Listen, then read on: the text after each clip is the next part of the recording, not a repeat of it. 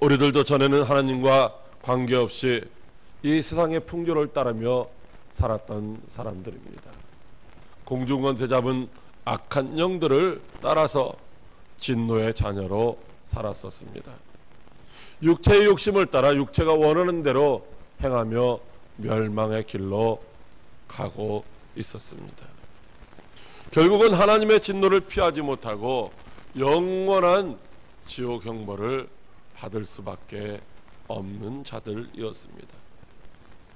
하나님은 그런 우리를 사랑하심으로 말미암아 예수님의 십자가 대속의 은혜로 구원해 주셨고, 그뿐만 아니라 하나님을 아바 아버지라 부를 수 있는 자녀의 권세를 허락해 주셨으며, 또한 예수 그리스도의 정결한 신부로 저와 여러분을 불러 주신 줄로 믿으시기 바랍니다.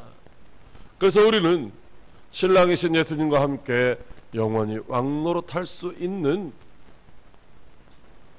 기회를 얻게 된 것입니다. 그런데 아직까지도 하나님의 사랑과 예수 그리스도의 그 은혜를 잊어버리고 정결한 신부로 단장하지 못하고 있지는 않은지 우리 자신을 돌이켜봐야 할 것입니다.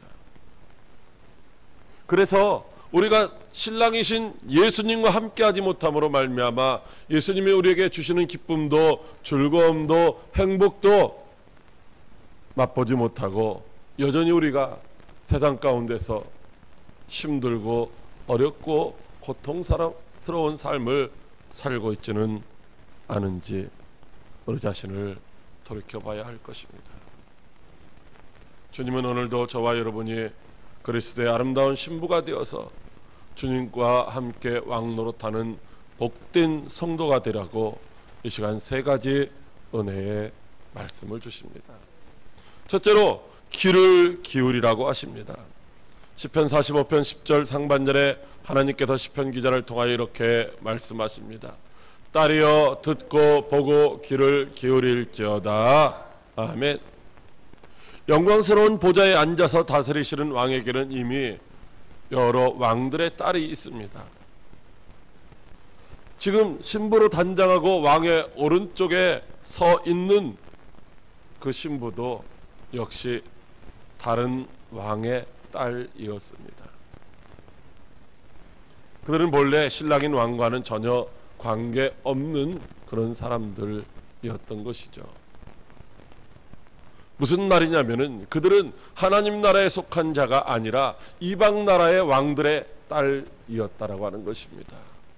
오늘날에도 보면은 뭐 권력 있는 사람들 혹은 재벌들이 자기들끼리 이제 정략적인 그런 결혼들을 많이 하고 있는 것을 보게 됩니다. 역시 고대 국가에서도 이와 같은 나라와 나라끼리 정략적인 그런 결혼을 하게 되었던 것이죠. 특별히 우리가 잘 알고 있는 것처럼 솔로몬 왕은 주변 여러 나라의 왕들의 딸을 신부로 맞이했습니다. 그래서 본래 솔로몬 왕의 신부가 될 수 없었던 그들, 즉 이방인이었지만은 솔로몬 왕의 은혜를 입어서 그들이 신부가 될 수가 있었다는 것입니다. 그러므로 이제는 왕의 신부가 된 그들은 왕의 말을 잘 들어야 되는 것이죠. 왕실의 법도를 배우고 따라야만 왕의 사랑을 받고 행복한 결혼 생활을 할 수가 있다는 것입니다. 그러기 위해서는 바로 잘 듣고 잘 보고 귀를 기울여야 된다라고 말씀하고 있습니다. 오늘 듣고 보고 기울이라는 이 말씀은 모두가 다 명령형의 동사입니다. 반드시 행동으로 순종해야만 할 사항이다라고 하는 것이죠. 듣고라는 말은 기본적으로 주의를 깊게 기울이라 이런 의미가 담겨져 있지만은, 그러나 그것뿐만 아니라 주의 깊게 듣고 그 들은 그 내용에 동의하고 마음에 받아들여서 실행에 옮기라고 하는 적극적인 의미가 함축되어져 있다는 것이죠. 다시 말하면 들어보고 할 만하면 하고 마음에 맞으면 하고 아니면 않고 이런 것이 아니라, 듣는 것으로 끝나는 것이 아니라 처음부터 내가 그 말씀대로 순종하려고 하는 적극적인 태도를 가지고 그 말씀을 들어야 된다는 말씀인 줄로 믿으시기 바랍니다. 오늘도 우리가 그냥 한 시간 예배드리고 가는 것이 아니라, 오늘도 내게 주시는 하나님의 말씀이 무엇인지, 내가 그 말씀대로 순종함으로 말미암아 하나님이 우리에게 주시기를 원하시는 축복을 받아 누려야 되겠다라고 하는 그런 사모하는 마음 가지고 적극적인 태도를 가지고 하나님의 말씀을 들어야 한다는 말씀인 줄로 믿으시기 바랍니다. 또한 여기 보고라고 하는 말은 정확히 직시하고 올바로 이해하는 것을 의미하는 것입니다. 그냥 대충 쳐다보고 생각 없이 의미 없이 바라보고 곧 잊어버리는 것이 아니라, 바르게 이해하고 행할 수 있도록 깊이 생각하며 자세하게 살펴보라는 말씀이죠. 아, 그때 잘못 봤다니까, 그때 제대로 못 봤으니까 그러는 것이 아니라 그대로 행하여야 되는 것이니까 반드시 자세히 살펴보고 그대로 행하라고 말씀하시고 있는 것이죠. 기울이라는 말도 역시 자기에게 하는 그 말을 집중하여 듣기 위하여 몸과 마음을 소리가 나는 쪽으로 기울여 가까이 움직이라는 말씀입니다. 그렇다면 왜 신부에게 듣고 보고 귀를 기울이라고 말씀하셨을까요? 그것은 신부에게 들려주시는 그 말씀이 그가 행복하게 살 수도 있고 아니면 불행한 사람이 될 수도 있는 아주 중요한 말씀이기 때문입니다. 듣고 잊어버리면 안 되고 반드시 듣고 그대로 실천해야만 그가 왕의 신부로서 행복한 삶을 살 수 있기 때문이다 라고 하는 것이죠. 다시 말하면 들어도 되고 안 들어도 되는 말이 아니라 반드시 잘 듣고 정확하게 이해하고 올바르게 실천해야 한다는 말씀입니다. 많은 사람들은 말을 할 때 듣는 것 같지만은 나중에 지나고 나면은 도대체 무슨 말을 들었는지 아무것도 알지 못하는 경우가 많습니다. 우리가 예배드리면서 하나님의 말씀을 선포하는데 하나님의 말씀을 듣고서 점심 먹을 때쯤 얼마 시간 안 지났잖아요. 밥 먹으면서 물어보면은 생각을 하나도 못하는 경우가 많죠. 왜 그렇습니까? 대충 듣는 거죠. 다른 생각하면서 듣기 때문에 도대체 무슨 말을 들었는지를 모르는 거죠. 무슨 말을 들었는지 모르니까 그 말씀대로 행동할 수도 없고 그 말씀대로 행하지 못하니까 하나님이 주시는 은혜와 축복도 누릴 수가 없다는 것입니다. 여러분, 출애굽기 15장 26절에 이르시되 너희가 너희 하나님 나 여호와의 말을 들어 순종하고 내가 보기에 의를 행하며 내 계명에 귀를 기울이며 내 모든 규례를 지키면 내가 애굽 사람에게 내린 모든 질병 중 하나도 너희에게 내리지 아니하리니 나는 너희를 치료하는 여호와임이니라고 말씀하고 있습니다. 하나님은 우리의 몸도 우리의 마음도 우리의 환경도 모든 것들을 다 고치시고 온전케 하실 수 있으신 분인데 어떤 사람의 마음과 어떤 사람의 생각과 몸과 환경을 이런 것들을 고쳐주시느냐? 하나님의 말씀을 듣고 순종하는 사람들이라고 말씀하고 있습니다. 여기 들어 순종하고 라고 하는 말은 두 단어인데요, 이것을 개역성경에는 청종이라고 이렇게 번역을 했었습니다. 순종하다, 청종하다. 청종이라는 말은 들어 순종한다는 말이죠. 듣고 순종한다는 말. 원어상으로 보면 여기 들어나 순종이라는 말이 단어가 똑같은 단어가 두 번 사용되고 있습니다. 듣다라고 하는 단어가 두 번 사용되고 있는 것이죠. 왜 똑같은 단어를 두 번이나 사용하셨는가? 이 말은 하나님의 말씀을 잘 듣고 또 잘 들어서 그대로 행하면 치료하는 하나님께서 우리의 환경을, 우리의 생각을, 우리의 몸과 마음과 모든 것들을 다 고쳐주셔서 하나님을 영화롭게 하는 삶을 살아갈 수 있게 해 주시겠다는 약속의 말씀인 줄로 믿으시기 바랍니다. 오늘 저와 여러분은 예수님과 전혀 관계가 없는 자들이었습니다. 허물과 죄로 죽어서 영원히 지옥 형벌 받을 수밖에 없는 사람들이었습니다. 그런데 하나님의 크신 사랑과 예수 그리스도의 십자가 대속의 은혜로 구원받았고 하나님의 자녀가 되었으며 예수 그리스도의 아름다운 신부로 이제 부름받은 줄로 믿으시기 바랍니다. 그러므로 이제부터는 신랑이신 예수님의 말씀을 잘 들어야 됩니다. 예수님이 말씀하시고 행하신 뜻이 무엇인지를 정확하고 올바르게 이해하고 그대로 따라가야 한다는 것입니다.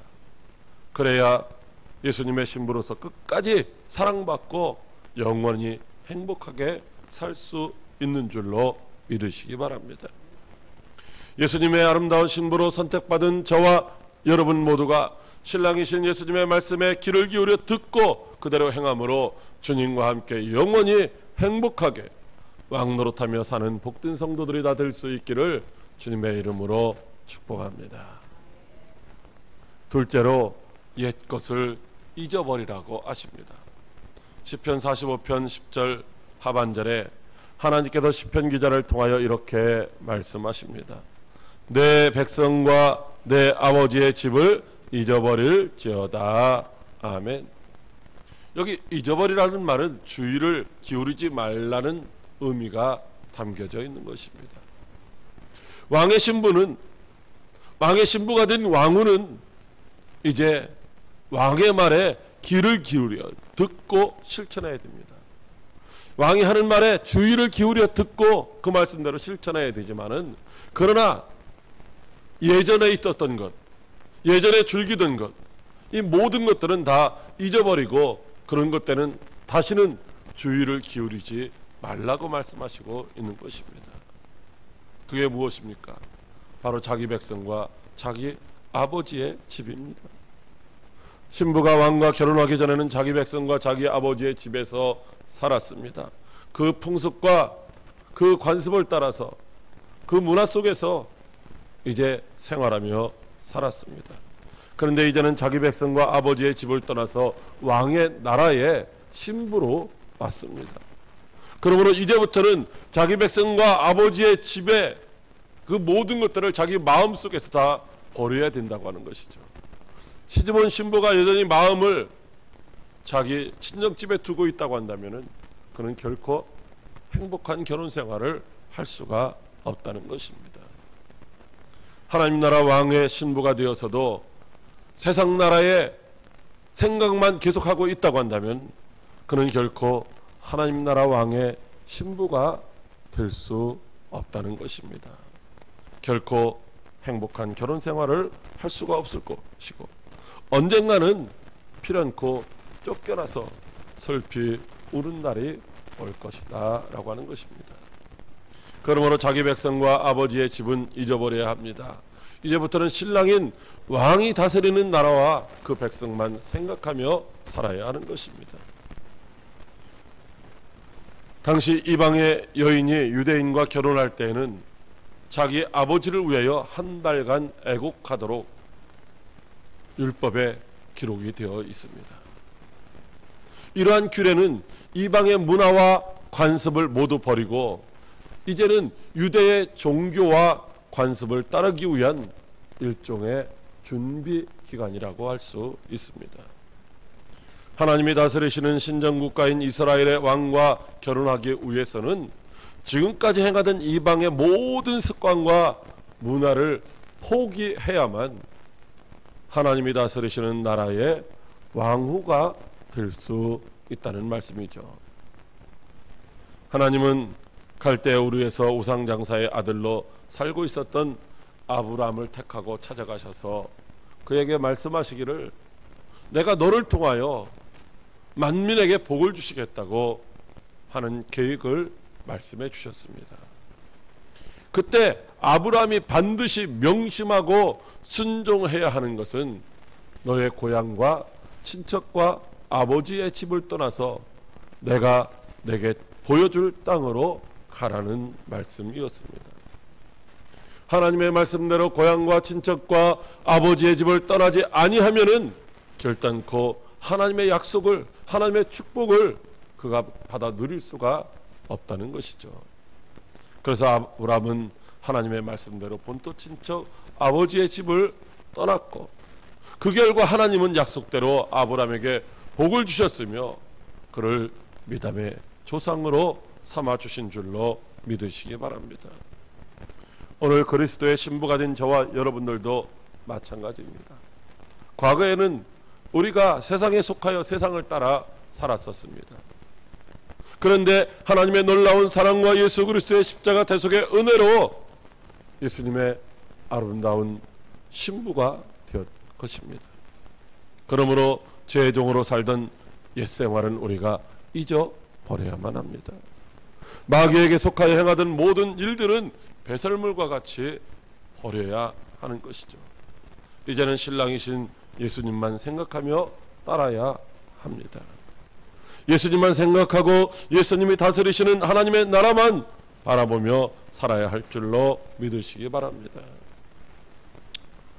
에베소서 4장 22절로 24절 이하의 말씀을 통하여 너희는 유혹의 욕심을 따라 썩어져가는 구습을 따르는 옛사람을 벗어버리고 오직 너의 심령이 새롭게 되어 하나님을 따라 의와 진리의 거룩함으로 지으심을 받은 새 사람을 입으라.